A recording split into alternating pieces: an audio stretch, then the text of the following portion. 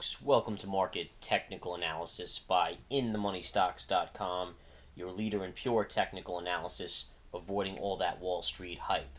Today, Thursday, May 15th, 2008.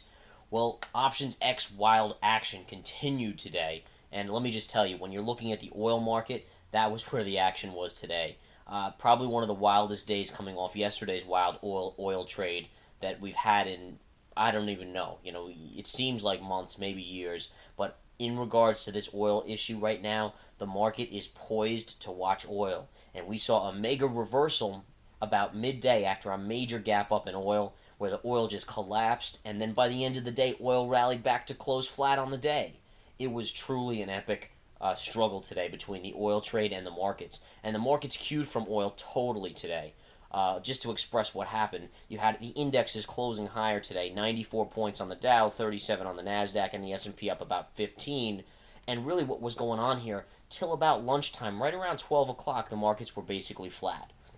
They were trading flat here, light Thursday volume, and then we saw oil this morning, pre-market gapping up, and you saw oil up about $2 plus, and the OIH had gapped up a huge amount, really eclipsing yesterday's mega sell-off and wiping it all out to the upside. Well, right around 12 o'clock, Congress voted to close the Enron loophole, and basically what that does is it makes it harder for speculators in the market. And oil just sold off, and I'm going to show you the USO chart as we get in here so we can all see this sell-off. Look at this sell on the USO. First of all, you see it gapped up all the way up here at the open, and you had a little bit of a dip, a little comeback, and then this is where it really started. And this was an unbelievable sell. You saw oil basically intraday move for $5. And the USO, you can see it right here, right around that 102 mark, which has been the high on the USO, selling all the way down to 98, actually breaking 98 and going to 97.69 before creating a beautiful bottoming tail. And we actually talked about this in the chat room, how it was going to bounce. And look at the bounce that ensued. You had basically a bounce back to right around the 100 marker, and they closed the USO right on that 100 area. So again, an unbelievable day when you're dealing with the oil sector. As soon as you saw this sell-off happen, by the way, right here, you can correlate this with the S&P moving to the upside strong. And we talked about this in the previous days, saying that as when the oil is selling off here around this 125 marker all the way down to 120, it seems to have a direct impact on the market. And sure enough, you saw that today. When the oil sold off, the markets jumped huge. You saw the Nasdaq basically flat on the day, and by the time this candle was in right down here, the Nasdaq was up 20 plus points, and the Nasdaq continued to rally the rest of the day. Later in the day, you had Intel announcing, and this is the interesting thing. You had basically the shift. Once oil closes at 2:30, the shift all of a sudden goes away from the oil trade and on to other things. And what happened today was you had Intel basically announcing a new chip that they're coming out with. The stock took off, and we'll look at the Intel chart, and that's what carried the Nasdaq up so strong today. So you can see the Intel chart here, and right around here is where the oil closed, and Intel really took off to the upside for the rest of the day, and that really carried the Nasdaq up to as much. And again, the Nasdaq led the way today. Now, the interesting thing about the Nasdaq is that it's being picked up by some of the smaller players. The four horsemen, as Kramer often dubs them, Google, Baidu, Apple, and RIM. They were all up today, but, Google was up $4.70, and it's almost a $600 stock. Apple was up $3.50, and it's $189. So you didn't have major moves in these big players that have really run a major distance. The moves are now coming from the Intels of the world, which, compared to a chart of Apple, which is up huge, Intel, yes, it's extended here, and it was a beautiful move today, but it's not as extended as the Baidus and the Googles and the Apples and the Research and Motions of the world. So again, we saw a little bit of leadership get switched here to the Apple play, and again, you saw a little strength in the Microsoft. Microsoft, another one, MSFT, and you can see that Microsoft, comparatively to rally-wise, has really not had that big of a move. And again, they're overshadowed a little by the whole Yahoo debacle and the bid and the pullback and so forth on Yahoo. So again, that's a little bit of an interesting trade there. You also saw buyout news on CNET today, and what a move on CNET. Here you had CNET getting bought out for about a 50% premium. It was just a monstrous move today on that CNET, and that stock will be bought out for a beautiful premium as mentioned. Now again, this is where it gets interesting because we're going to look at the intraday chart, and there's not much to say aside from the mega rally here. And again, you can see the choppy trade early in the day, And then this is right when the oil trade came into play, and oil got slammed. And all of a sudden you see this mega move up on the futures, consolidation, and then this is when the Intel and kind of the rest of the tech just took over once oil closed flat on the day around 2:30 p.m. Eastern Time. So again, interesting day on the markets out there. Light volume persists. Options X whipsaw continues as well.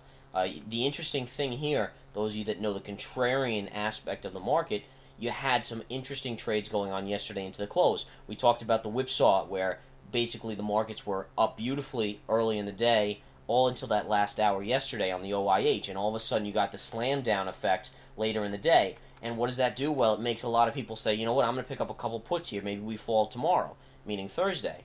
Well, today's Thursday, and guess what? It goes the opposite way. So this is normal whipsaw. I mean, this is unbelievable whipsaw, but nonetheless, this is a normal trade where big money is just whipsawing the little guy out of trades left and right. As soon as they go short, they push it up, the market up. As soon as they go long, it falls. And that's exactly what's been going on here. Tomorrow's options X, it'll be nice to get rid of that because then we should see the markets get back to normal trading next week. All right? Now, the question is, there's a couple questions out there that I have and obviously all of us have that are watching these charts. The questions are, does the market continue to go up? Because it's been strong, let's face it. Today was a nice up day with oil coming down early and then just rallying back to the flat line on the Intel trade. The second question would be, well, where's oil going? You know, we've seen some craziness in oil lately, and where is oil going to head? You know, we've seen oil jump this morning. It was up almost $2+. Then it was down about $3, and now it was closed flat. Are we going to 130 oil? Are we going to 120 or 115 oil? And where is this headed?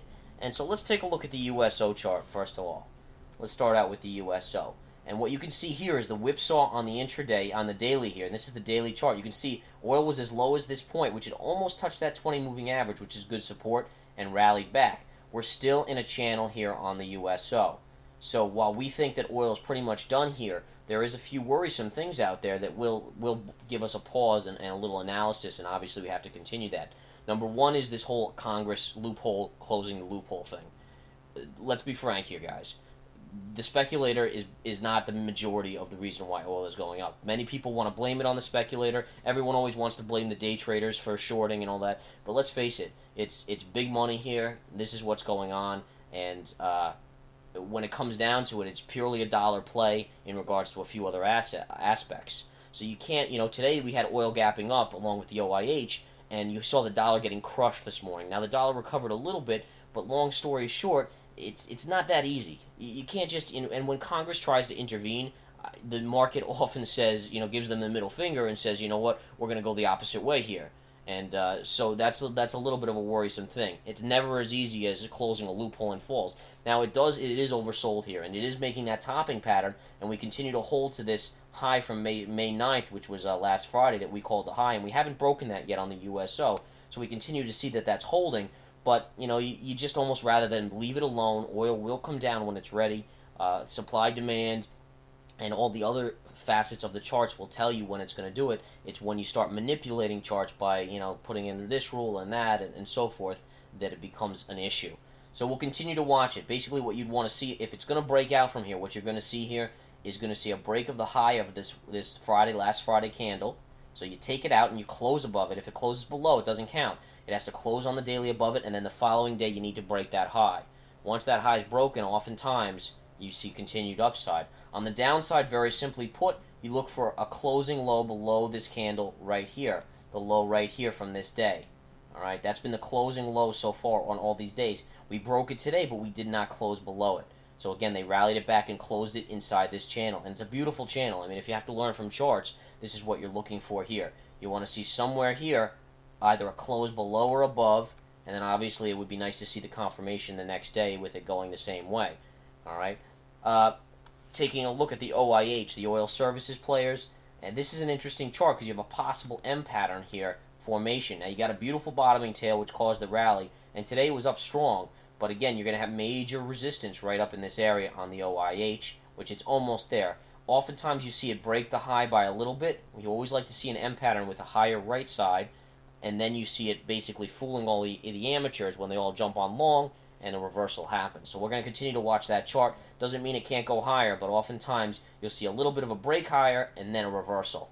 and we'll have to continue to watch for that. But also note the volume here. Huge volume these last few days, and oftentimes that would be the big money changing hands. The SPY, we're right at that double top here on the SPY where we called the top right there, and you guys can see that we're right under resistance here. Now, interestingly enough, it could be as easy as them just holding it right here at the double top. You have a little bit of a nice M pattern formation here, a possibility, or they again might want to pierce that 200 moving average to fake people out. There's often that need because you just have to get people to go the opposite way of the trade. A lot of people know about the double top, which means oftentimes it has to be broken by a little bit before it can reverse. Long story short, these markets are very overbought. The markets have a huge bullish position out there now. There's 3-1 now, bulls to bears, from what we're reading and what we're getting, and that is signaling to us that we are near a precipice. Maybe after options expire tomorrow and we get back to normal trade, we'll see it. Light volume persists in this market. Take care, guys. Have a wonderful day. We'll talk to you soon.